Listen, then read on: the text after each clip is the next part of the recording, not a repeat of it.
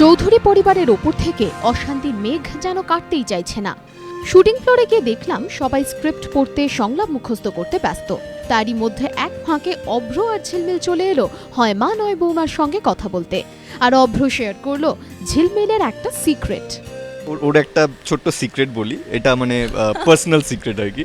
তো সেটা হলো যে ও পড়তে খুব ভালোবাসে, ঠিক আছে? পড়তে নয়, পড়তে। হ্যাঁ, তো সেটা ওর মানে হবি না ভুল করে পড়ে যায় আমি জানি না। তো একদিন আমরা সেটা তো দুপধাপ এম করে হোঁচট পোচট খায়, এরকম এগুলো তো হতেই থাকে, ঠিক আছে? তো একদিন আমরা এমনি গল্প করতে করতে যাচ্ছি, তা আমি গল্প করছি এরকম, এদিকে তাকিয়েছি, এদিকে তাকিয়ে যখন এমনি দেখছি এদিকে নেই, আমি এদিকে থেকে কিরে কোথায় গেল, দেখছি নিচে পড়ে আছে, ঠিক আছে? নিচে পড়ে আছে, আর পড়েছে তো এইভাবে পড়েছে, ওর নিচে পুরো ওইভাবে ফ্ল্যাট হয়ে পড়ে আছে। এবার ওখানকার যে লোকজন তারা আমাকে ভুল বুঝেছে, এই দাঁড়িয়ে আছো একটা ছেলে হয়ে, হ্যাঁ এরকম তুলতে পারছো না? আচ্ছা আরে হ্যাঁ মানে হ্যাঁ এই ওঠ, হ্যাঁ উঠছি বলে ও শুয়ে আছে ওখানে, এত আরামে শুয়েছিল মনে হচ্ছিল যেন ওখানে ওটা না দেখুন অ্যাকচুয়ালি ব্যাপারটা কি হয়েছিল, আমি পড়ে গিয়ে এত ব্যথা লেগেছিল, আমি ভাবলাম যে হয়তো হয় না যে এই ওঠ চল হাতটা বাড়াবে, ধরছি না, আর পেছনে আমার একটা ব্যাকপ্যাক ছিল বিশাল ভারী, ওর চাপে আমি আরো চেপটে গেছিলাম। শুটিং এর রিহার্সাল আর টেকের মাঝে বড় মা ছোট মা সবাই মিলে বসে গল্প আড্ডা দিচ্ছে, সাত্তকের সঙ্গে মজা করছে। তারই মধ্যে ঝিলমিলের আরও একটা ঘটনা মনে পড়ে গেল।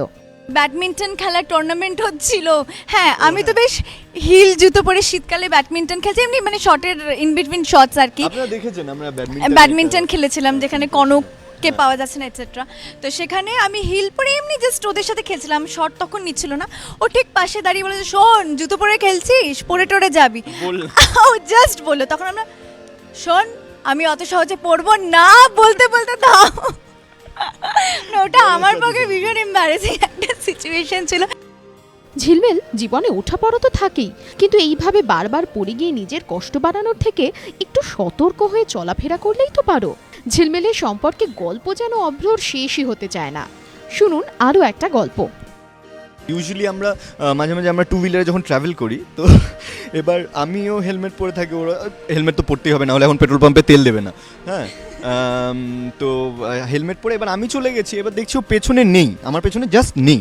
আমি বলছি কোথায় গেল, তারপরে দেখি কিছুক্ষণ পরে হেলমেট পরে ঘুরছে, এই এদিকে এদিকে কোথায় গেছিলি? বলো না ওই আরেকজন হেলমেট পরে যাচ্ছিল, ওই আরেকজন হেলমেট পরেছিল, ওর পেছন পেছন চলে গেছে অন্যদিকে। হ্যাঁ মানে এই হলো ঝিলমিল। না আমি অ্যাকচুয়ালি অন্য কিছু দেখতে আসলে এতটাই বিজি ছিলাম যে আমি নোটিসই করিনি আমার সামনে কে আছে। ওই লোকটা স্টেশনে ট্রেনে উঠে চলে যায়নি, নাহলে দিল্লি চলে যেত। চুপ কর। বাট যাই হোক, আমাদের অফ স্ক্রিন অন স্ক্রিন এরকম প্রচুর মজার মজার ইনসিডেন্টস হয়েছে। পার্টিকুলারলি আমরা যখন ছোটরা মানে যারা জুনিয়ররা, রিল লাইফে অভ্র হাদা আর রিয়েল লাইফে ঝিলমিল তুই হাদা, মানে দুটোতেই সেম আর কি।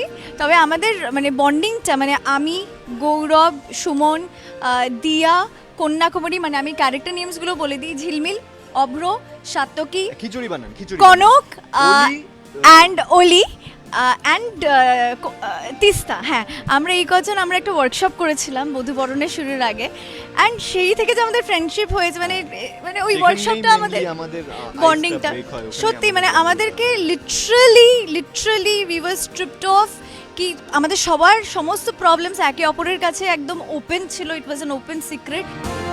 বধূবরণের সদস্যদের মধ্যে এই বন্ধুত্ব যেন অটুট থাকে, হয় মা নয় বৌমার তরফ থেকে সেই কামনাই রইল।